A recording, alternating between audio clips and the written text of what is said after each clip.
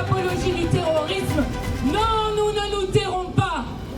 Et je dois dire ici que Macron défigure la France. Et que si nous sommes ici, c'est pour redire haut et fort que nous n'accepterons jamais qu'avec les contrôles au faciès, on tente d'apprendre à nos enfants des 10 ans, 11 ans, 12 ans, qu'ils seraient en quelque sorte étrangers à leur propre pays. Nous n'accepterons jamais qu'on tue des jeunes et que les jeunes soient tués par la police sans que rien ne se passe dans ce pays. Et je le dis ici, nous abrogerons la loi Cazeneuve qui a fait exploser le nombre de morts pour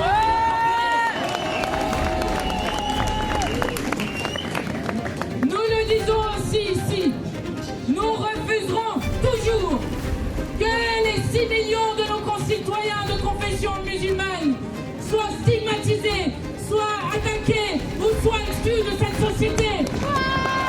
De même que nous refuserons toujours ce qui est en train de se passer et pour lequel nous avons raison de toujours nous mobiliser avec un gouvernement qui est en train de faire de la France le complice du premier génocide filmé en Palestine et à Gaza. Oui, Emmanuel Macron défigure la France, car la France, ce n'est pas une couleur de peau. Toutes les couleurs de peau sont françaises. La France, ce n'est pas une religion. La France, ce n'est même pas une langue, puisque nous partageons la langue française avec 28 autres pays. Non, la France, c'est notre devise commune. Liberté, égalité, fraternité. Alors, n'en déplaise aux fascistes, ici, nous sommes la France. La France est antiraciste. La France est antifasciste. L'essence même du racisme, comme du colonialisme, est exactement la même. C'est la déshumanisation des êtres humains.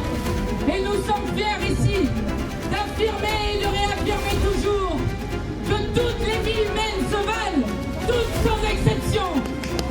Et alors qu'ils essayent de flétrir notre rassemblement et notre manifestation, je le dis haut et fort, ce n'est pas nous qui avons défilé avec des antisémites et des racistes, ce sont eux quand ils ont été défilés avec M. Zemmour, qui a expliqué par exemple que Pétain avait sauvé les Juifs et qui est multi-condamné pour des injures racistes et de l'appel à la haine raciale. Voilà ceux qui font le jeu des racistes et des antisémites. Ce n'est pas eux, c'est eux qui le font. Alors, oui, l'essence du racisme comme du colonialisme, c'est la déshumanisation. Et on le retrouve dans la rhétorique génocidaire du gouvernement d'extrême droite de Netanyahou. Lorsqu'il parle des Palestiniens comme étant des animaux humains, on le retrouve sur des plateaux de télé où on nous explique que les Palestiniennes et les Palestiniens seraient en quelque sorte des victimes collatérales. Et on le retrouve dans la même logique dans 2 communiqués de syndicats de police, lorsque, après les révoltes, dans la colère de la mort de Naël, quand dans les révoltes, 2 syndicats de police ont écrit un communiqué qui parlait des jeunes de quartier populaire comme étant des nuisibles. C'est exactement la même logique. Et nous disons ici que nous refusons qu'on trie le peuple français selon sa couleur de peau, sa religion, son genre ou son orientation sexuelle. Nous sommes l'unité du peuple français. Alors, jamais nous ne nous tairons. Et si nous sommes ici, c'est pour réaffirmer aux côtés de tous les peuples du monde que nous ne laisserons pas la Palestine disparaître. Que pour les enfants qui se retrouvent actuellement à Gaza, alors que les bombes pleuvent, alors que la famine est utilisée comme arme de guerre, pour les enfants à Jérusalem ou en Cisjordanie, où la colonisation continue, pour les enfants palestiniens apatrides qui se retrouvent dans les différents camps du Proche-Orient, nous ne cesserons jamais de nous battre pour le cessez-le-feu immédiat et inconditionnel. Nous ne cesserons pas de nous battre pour que la